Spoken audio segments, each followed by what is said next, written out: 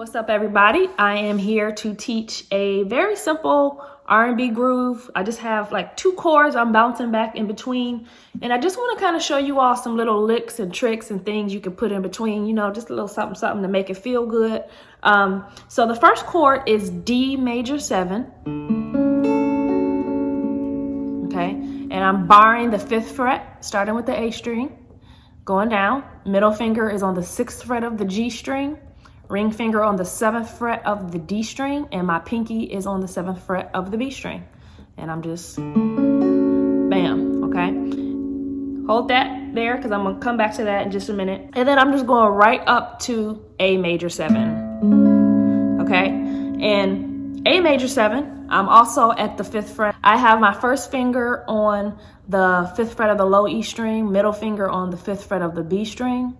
Ring finger is on the 6th fret of the D string, and then my pinky is on the 6th fret of the G string, and I'm just going, okay? And I'm not playing the A string, all right? So those are basically the 2 chords that I'm going back and forth between. So you have D major 7 and A major 7, okay? Now, the cool thing is, even just playing these chords, you can make them feel really good. And I want to point out, I don't have any effects. This is like just literally a guitar that I have. This is not even the regular guitar I normally play. This is not the normal amp I play. This is not, I don't have 900 pedals here.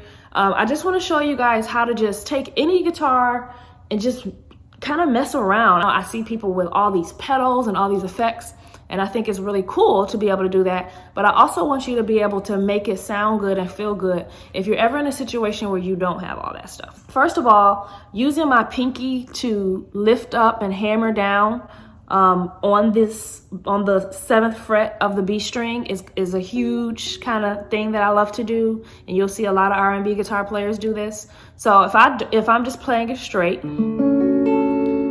sounds like that. But if I just lift my pinky up, okay, what am I doing? Well, I'm lifting my pinky up and hammering down. So first I'm strumming, hammering down, and then I'm plucking that high E string. Okay, so check it out again real slow.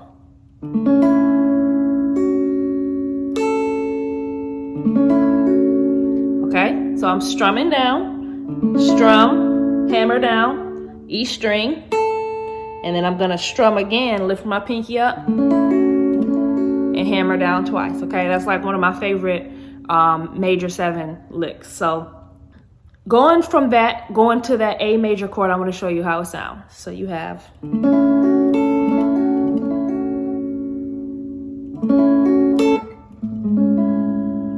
okay, so as you see, I'm creating melodies just by messing around with my pinky, lifting it up, hammering down, messing around with that high E string. You can also take your pinky and go down to the high E string as well. You could just stay there and it sounds good there too, but watch what happens if I even go down and hammer down on the 7th fret of the high E string.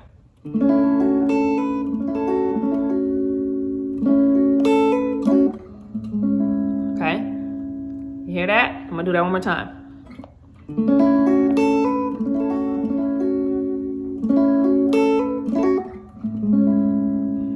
Okay, it sounds like I'm doing a bunch of fancy stuff, but really I'm just sitting on this chord and kind of hammering down with my pinky, going between the B string and the E string. Now, when I go down, I'm always strumming all the strings. Okay, you can even start on the high E string, but I love the way it sounds when you strum the whole chord because it really adds all these cool harmonies that, to be honest, you're not really doing much. You're just moving your pinky and the chord is really doing all the work.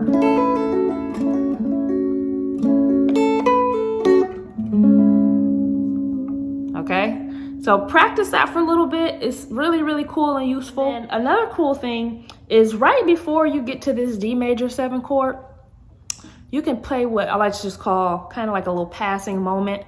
Right a half step before, you have C sharp minor.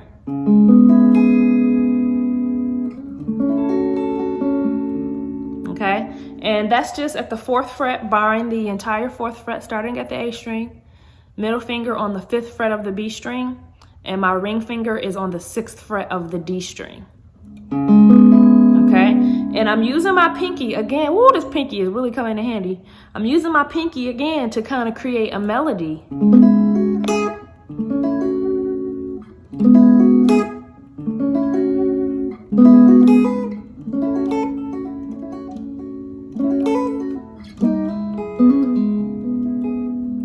Okay, you see what I'm just kind of messing around.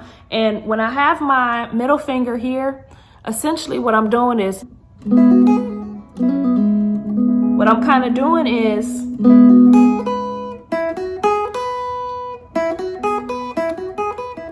that's the idea, but I'm strumming the whole chord, so it's creating all these cool harmonies. Somebody's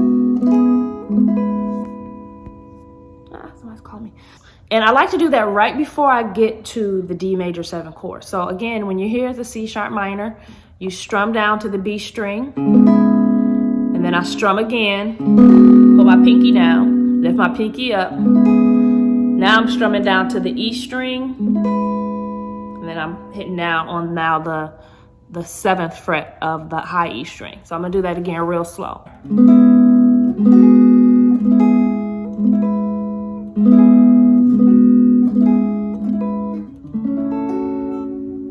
Okay, I'm gonna start from the beginning and show you kind of how you put that all together. So you have just playing regular.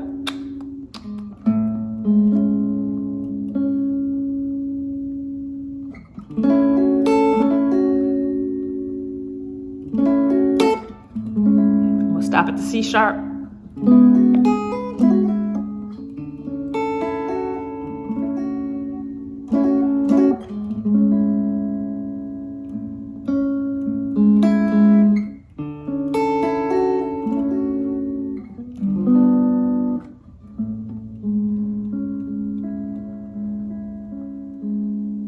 Okay, another cool thing I like to do is just a whole step before A, just stop by this G dominant 7 chord. And it's just real simple. You borrowing the 3rd fret of all the strings, middle finger on the 4th fret of the G string, and my ring finger is on the 5th fret of the A string.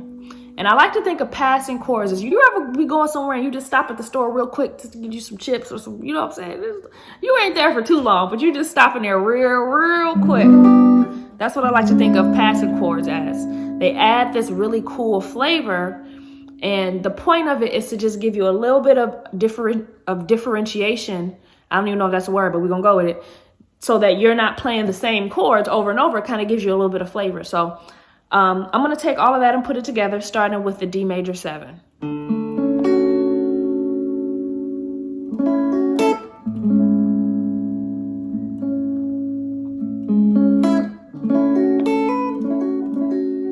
G7. See how I just kind of added just a little cool moment of tension.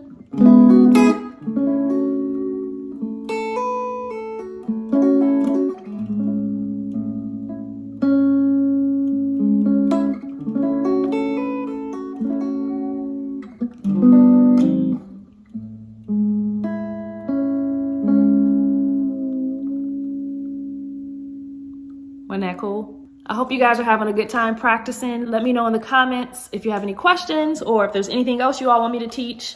I get a lot of questions just about basic R&B chords, and honestly, you know, if you're working on trying to master those bar chords, the major 7 and the minor 7 chords, there's so much use you can get out of those chords. I think it's amazing to learn a bunch of new chords, but I would honestly focus on just small, simple chord progressions, learn how to enhance those, and just add little things here and there. You don't have to be all over the neck playing a bunch of stuff. You don't need 900 pedals. I think you just need to come from your soul, come from your heart, and really, really focus on a little bit of information and working on making that feel good. So I hope that helps you all. If you are interested in taking my Zoom guitar lessons, email me at JUNOsGuitarBootcamp@gmail.com. And I am so excited to share some really cool stuff I have coming up for you all. God bless you, and I will see you soon.